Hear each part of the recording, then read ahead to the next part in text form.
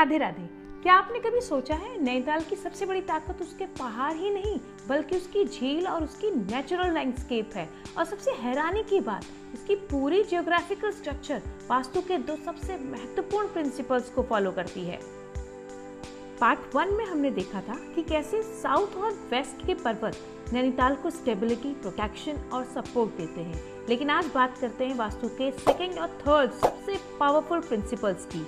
Principal number 2, water in the north east. Vastushastra में north east यानी कि शांतपूर्ण, विजडम, अपॉर्चुनिटीज, इंट्यूशन और स्पिरिचुअल ग्रोथ का जोन माना जाता है। यही कारण है वास्तु में नॉर्थ ईस्ट को ओपन, लाइट और वाटर फ्रेंडली रखने की सलाह दी जाती है। और अब देखिए नेचर का मास्टरपीस, नैनीताल के सेंटर में स्थित नैनी लेक सिर्फ एक टूरिस्ट अट्रैक्शन नहीं, यह पूरे क्षेत्र की एनर्जेटिक आइडेंटिटी है। सुबह की पहली किरणें जब झील के जल पर पड़ती है तो पूरा वातावरण पॉजिटिविटी और फ्रेशनेस से भर जाता है। इसी कारण सदियों से लोग इस स्थान को मेंटल पीस, स्पिरिचुअलिटी और डिवाइन एनर्जी से जोड़ते आए हैं। और बात यहीं खत्म नहीं होती। झील के उत्तरी भाग के समीप स्थित है नैनी देवी टेम्पल। वास्तु में वाटर सैक्रेड स्पेस का कॉम्बिनेशन सबसे शुभ माना जाता है। लेकिन अब आता है तीसरा और सबसे fascinating principle number 3, natural slope. Vastu कहता है कि ideal length slope south west से नॉर्थ ईस्ट की ओर होना चाहिए। क्यों?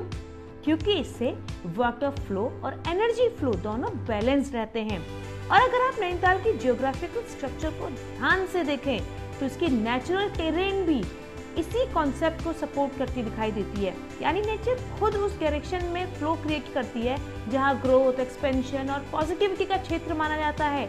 यही वजह है कि नैनीताल केवल विजुअल ब्यूटीफुल नहीं लगता, यह एनर्जेटिकली बैलेंस्ड भी फील होता है।